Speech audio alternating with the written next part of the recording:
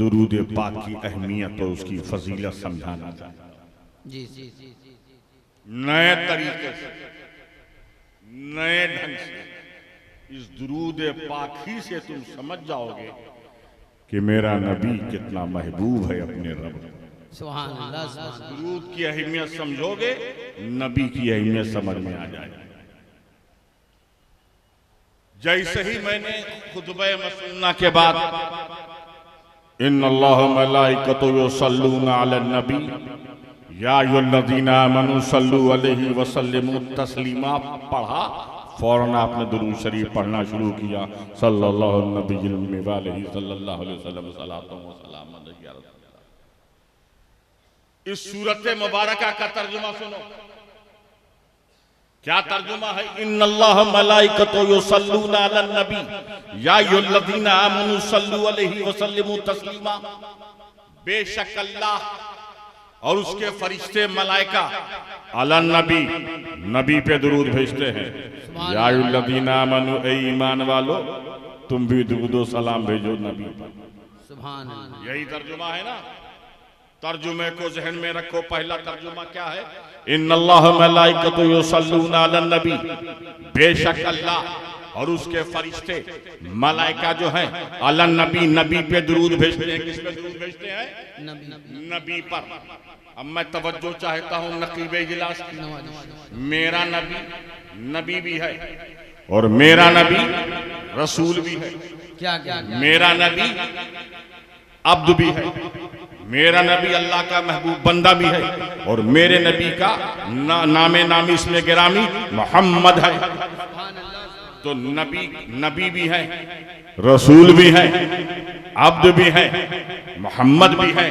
तो कुरान पाक में यूं क्यों नहीं आया इन्नल्लाह मलाइकतु युसल्लूना अलर रसूल? बेशक अल्लाह और उसके फरिश्ते रसूल पे दरूद भेजते हैं। ये क्यों नहीं आया इन्नल्लाह मलाइकतु युसल्लूना अलल अब्द? बेशक अल्लाह और उसके फरिश्ते मोहम्मद सल्लल्लाहु अलैहि वसल्लम पे दुरूद भेजते हैं। ये क्यों नहीं आया इन्नल्लाह मलाइकतु युसल्लूना अलल मोहम्मद? बेशक अल्लाह और उसके फरिश्ते मोहम्मद पे दुरूद भेजते हैं। अलन नबी, नबी पर। जबकि कुरान में रसूल का भी लफ्ज आया है, कुरान में मोहम्मद का भी लफ्ज आया है, कुरान में अब्द का भी लफ्ज आया है। इन्नी रसूलुल्लाह अलैकुम जमीया। ए लोगो, मैं तुम्हारे दरमियान रसूल बनाकर। ये भी कुरान में आया है। जब आप मेराज का वाकया जिक्र करते हैं उलमाए किराम, तो इस मशहूर आयत को जरूर पढ़ते हैं। सुब्हानल्लज़ी असरा बिअब्दिही लैलन मिनल मस्जिदिल हराम इलल मस्जिदिल अक़सा। पाक है वो जात जो अपने बंदे को ले गई मस्जिद हराम से मस्जिद अक़सा की तरफ। इसी तरीके से लफ्ज़ मोहम्मद भी है। मा काना मुहम्मदुन अबा अहदिम मिन रिजालिकुम वलाकिन रसूलुल्लाह खातमुन नबिय्यीन। तो कुरान में तवज्जो चाहता हूं, कुरान में मोहम्मद का भी लफ्ज है, अब्द का भी लफ्ज है, रसूल का भी लफ्ज है। लेकिन जब बात दुरूद की आई, तो न रसूल का लफ्ज इस्तेमाल हो रहा है, न अब्द का लफ्ज इस्तेमाल हो रहा है, न मोहम्मद का लफ्ज इस्तेमाल हो रहा है, बल्कि अलल नबी, नबी का लफ्ज इस्तेमाल हो रहा है। अलल रसूल क्यों नहीं आया? अलल अब्द क्यों नहीं आया? अलल मोहम्मद क्यों नहीं आया? मेरे दोस्तों, अगर इस गहराई में समझोगे तो दुरूद की अजमत भी समझ में आएगी, नबी की भी अजमत समझ में आएगी, दुरूद की रिफत भी समझ में आ जाएगी, नबी की भी रिफत समझ में आ जाएगी, दुरूद की बरतरी भी समझ में आ जाएगी, नबी की भी बरतरी समझ में आ जाएगी।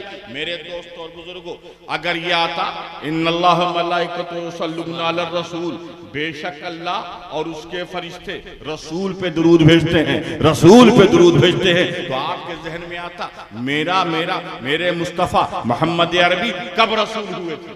कब रसूल हुए थे? तो हुजूर सल्लल्लाहु अलैहि वसल्लम ने अपनी रिसालत का ऐलान, अपनी रिसालत का इजहार 40 साल की उम्र के बाद किया। जब हुजूर 40 साल को पहुंच चुके थे तब उन्होंने अपनी रिसालत का इनकार किया। तो अगर अल्लाह रसूल होता तो आपके जहन में यह बात आती कि अल्लाह और उसके फरिश्तों ने दुरूद दुरूद सलाम का स्टार्टिंग, दुरूद सलाम का आगाज, हुजूर साहब का आगाज कब किया था? 40 साल की उम्र के बाद, जब रसूल ने अपनी रिसालत का ऐलान किया, जब रसूल ने अपनी रिसालत का ऐलान किया। इसी तरीके से अगर ये आता इन्नल्लाह व मलाइकतु युसल्लूना अलल अब्द, बेशक अल्लाह और उसके फरिश्ते अपने महबूब बंदे पे दुरूद सलाम भेजते हैं, तो आप पूछते ये कब आपका लफ्ज़ इस्तेमाल हुआ? तो आपके जहन में आता जब हुजूर सल्लल्लाहु अलैहि वसल्लम मेराज की रात जब कुर्बे खास में गए थे, मेराज की रात, तो पता चलता कि शबे मेराज के वक्त अल्लाह उसके फरिश्तों ने दुरूद सलाम का आगाज किया था, दुरूद सलाम का आगाज किया था। इसी तरीके से अगर ये आता इन्नल्लाह व मलाइकतु युसल्लूना अलल मुहम्मद, बेशक अल्लाह और उसके फरिश्ते मोहम्मद पे दुरूद भेजते हैं, तो जहन में कब आता कि जब हुजूर पैदा हुए, जब हुजूर की विलादत हुई, तब हुजूर का नाम नामे नामी इसमें गिरामी हुजूर की जात से लफ्ज़ मोहम्मद हुआ। तो गोया के दुरूद सलाम का आगाज उस वक्त हुआ जब हुजूर पैदा हुए, जब हुजूर की विलादत, लेकिन न अब्द का लफ्ज है, न रसूल का लफ्ज आया, न मोहम्मद का लफ्ज आया, आया अलन नबी, बेशक अल्लाह और उसके फरिश्ते नबी पे दुरूद भेजते हैं। अब सवाल ये पैदा होता है मेरा नबी कब नबी हुआ, मेरा नबी कब नबूवत वाला हुआ, मेरे नबी कब नबूवत वाला हुआ? तो मेरे नबी फरमाते हैं तुम तो नबियों वादब बैनल माए वतीन, तुम तो नबियों बैनल आए वतीन। मैं उस वक्त नबी था जब आदम आबोगिल की मंजिलें तक कर रहे थे, आदम का खाकी पैकर नहीं बना था, अभी आदम खाकी वजूद के साथ मुज़य्यन नहीं हुए थे, तब दुरूद पाक का आगाज हुआ। क्या मतलब? न सैयारों का निजाम था, न अफलाक की गर्दिश थी, न लैलो नहार की करवटें थी, न गर्मी और सर्दी का दौर था, न नूर और जुल्मत के उजाले और अंधेरे थे, न नबात और जमात की सलाहियतें थी, न फसलों का तगय्युर था, न रंगो जायकों का इख्तलाफ था, न जमीन की तरबियत थी, न बरगोबार का निजाम था, न रात की बर्फ थी, न बादल का गर्राटा था, न रात की बर्फ थी, न बादल का गर्राटा था, न हवा का फर्राटा था, न सुबह का उजाला था, न चांदनी का झाला था, न रेशम की झलमलाहट थी, न हवा की सरसराहट थी, न गुलाब की महक थी, न सब्जे की लहक थी, न आदम थे, न आदम था, न आदमियत, न इंसान था, न इंसानियत, लेकिन दुरूद पाक का सुभान अल्लाह, सुभान अल्लाह, नारे तकबीर, नारे रिसालत, नारे रिसालत, या तो दुरूद पाक ऐसी अज़मत वाली चीज है जब कायनात का वजूद नहीं, लेकिन अल्लाह उसके फरिश्ते दुरूद अपने हबीब पे पढ़ रहे थे। उस हबीब के हम उम्मती हैं, हजरत नसीम अख्तर उसी नबी की औलाद। आए हैं सुभान अल्लाह, सुभान अल्लाह। दुरूद पाक की अहमियत को समझो। अल्लाह ने हमें नमाज पढ़ने का हुक्म दिया है, रोजा रखने का हुक्म दिया है, ज़कात देने का हुक्म दिया है, हज करने का हुक्म दिया है, बंदगी का हुक्म दिया है, लेकिन जितने भी आमाल का हुक्म दिया, चाहे वो अमाल फराइज में से हो, वाजिबात में से हो, नवाफिल में से हो, मुस्तहब्बात में से हो, अगर किसी अमल में रिया, दिखावा, बनावट, मकर शामिल हो गया तो नमाज मकबूल नहीं होगी, मरदूद हो जाएगी, रोजा मकबूल नहीं होगा, मरदूद हो जाएगा, हज मकबूल नहीं होगा, रद्द कर दिया जाएगा।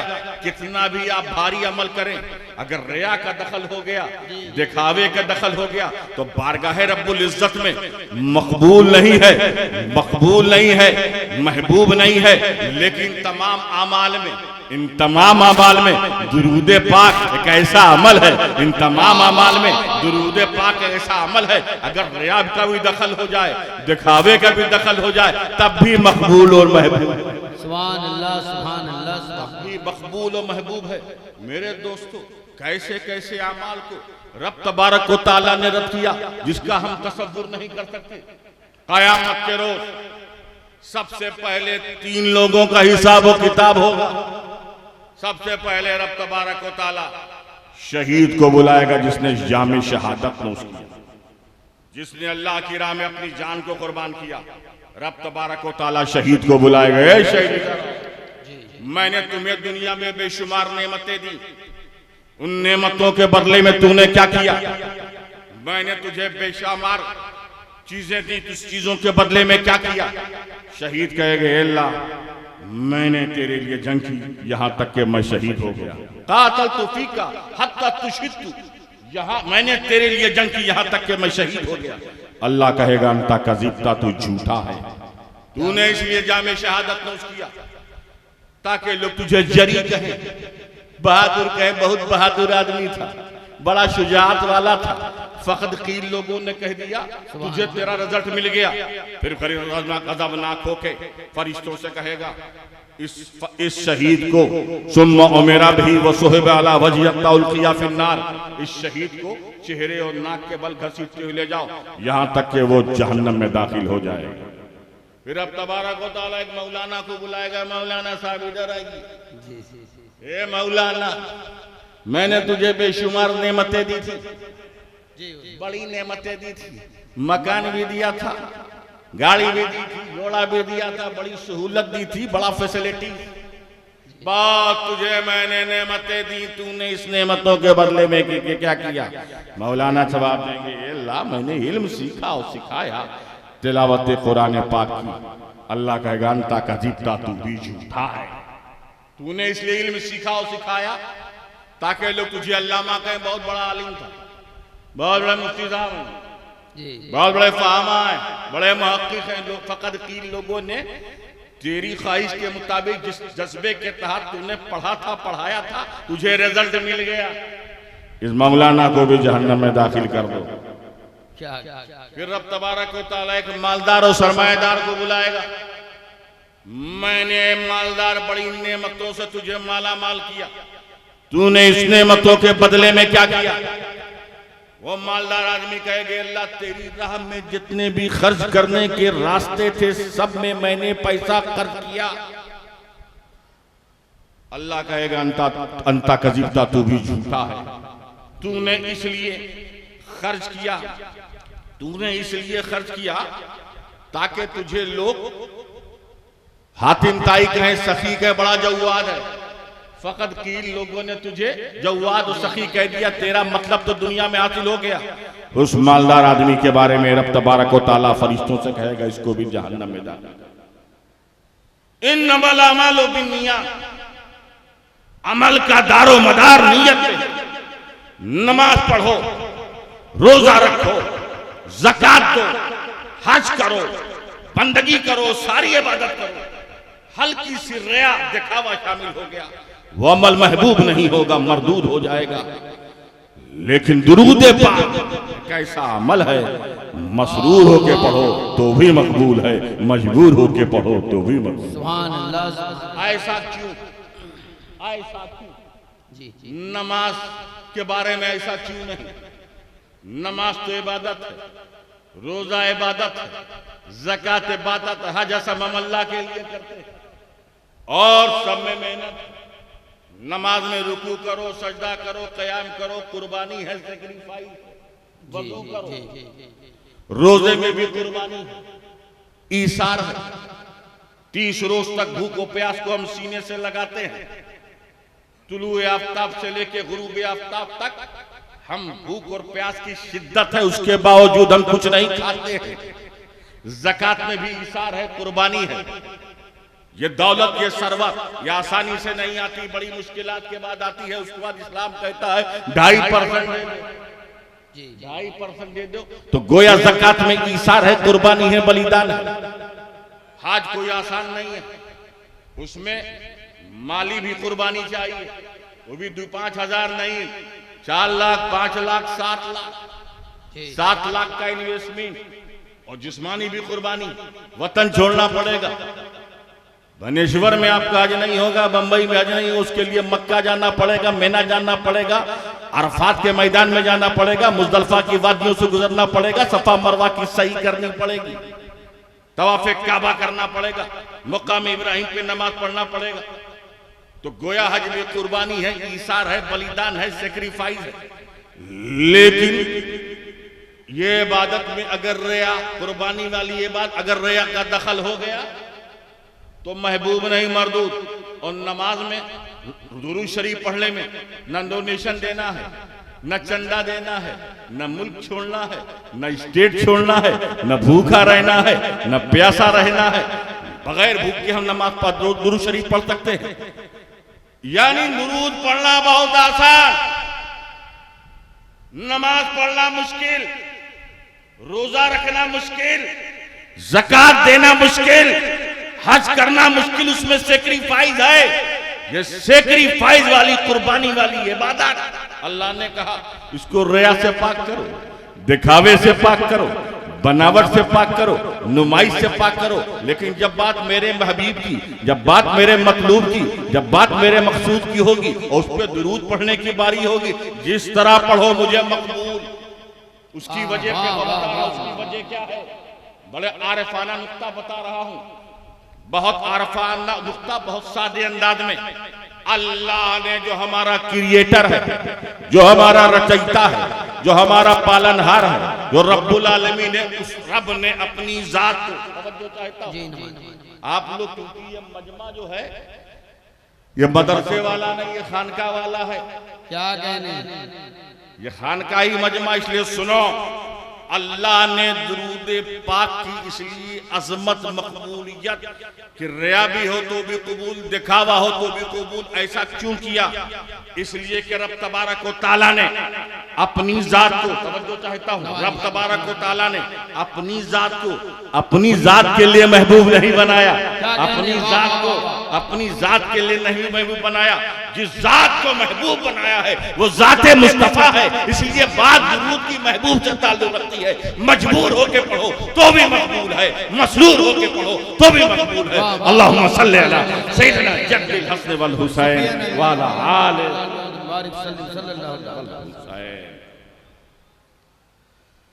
और उसी अजमत वाले नबी की शान में कुरान यूं इरशाद फरमाता है, खुज़ मिन अम्वालिहिम सदक़तन तुत्तहिरुहुम व तुज़क्कीहिम बिहा व सल्लि अलैहिम इन्ना सलातका सकनुन लहुम।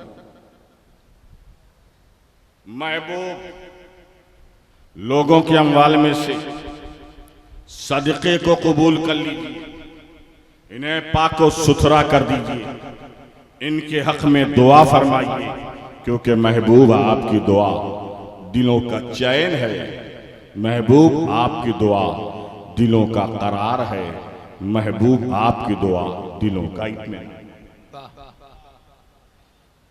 इस आयत करीमा में रब तबारक व तआला ने अपने महबूब मुस्तफ़ा जाने रहमत को, मोहम्मद अरबी को 3 बातों का हुक्म दिया। पहला हुक्म क्या है? सदक़े के कबूल करने का। दूसरा हुक्म क्या है? पाक को सुथरा करने का। तीसरा हुक्म क्या है? ए महबूब, इन बंदों के हक में दुआ करो, क्योंकि तुम्हारी दुआ दिलों का चैन है, दिलों का करार है, दिलों का इत्मीनान है। आयत करीमा के तर्जुमे को जहन में रखो, मेरी बात सुनो। ए महबूब, जो लोग अपने अम्वाल यानी माल की जमा अम्वाल, अपने अम्वाल में से सदक़े को आपकी बारगाह में लेके हाजिर हो, उनके सदक़े कबूल कर लीजिए। महबूब को हुक्म दिया जा रहा है, सदक़े को कबूल कर लीजिए। मेरे दोस्तों, हम नमाज पढ़ते हैं, हम रोज़ा रखते हैं, हम ज़कात देते हैं, हम हज करते हैं, हम बंदगी करते हैं, हम इबादत करते हैं, हम रियाजत करते हैं, हम मुजाहिदा करते हैं, हम तस्किये नफ्स करते हैं, हम ततहीरे क़ल्ब करते हैं, हम बंदगी करते हैं। नीयत हमारी क्या होती है कि हमारी नमाज को, हमारे रोज़े को, हमारी ज़कात को, हमारे हज को, हमारी बंदगी को, हमारी इबादत को हमारा रब कबूल कर ले, हमारा रब कबूल कर ले। आप देखते हैं ना, एक शख्स जैसे ही रोजा रखता है और अफ्तारी से पहले, अफ्तारी बाद में करता है, पहले हाथ उठाता है, हे अल्लाह मेरे रोजे को कबूल कर ले।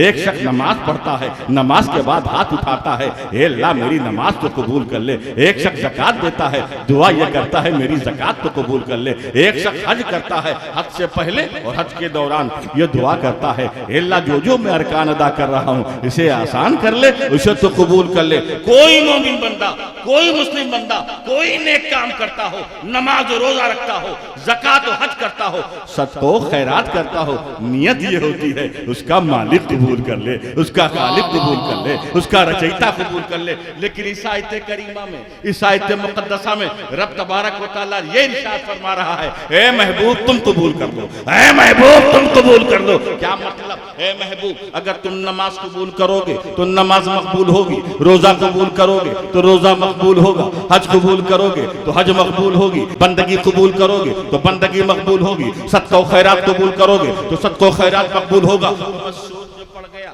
जब हमारी नमाज, जब हमारा रोजा, जब हमारी ज़कात, जब हमारा हज, जब हमारी बंदगी, जब हमारी इबादत रसूल की बारगाह में मकबूल हुए बगैर, रसूल की बारगाह में मकबूल हुए बगैर खुदा की बारगाह में मकबूल हो नहीं सकती, तो हमारी जात बारगाह मुस्तफा में मकबूल हुए बगैर खुदा की बारगाह में कैसे मकबूल हो सकती है? सुभान अल्लाह, सुभान अल्लाह, सुभान अल्लाह। अल्लाहुम्मा सल्ली अला सय्यिदना जद्दिल हसन वल हुसैन व अला आले सय्यिदना जद्दिल हसन वल हुसैन।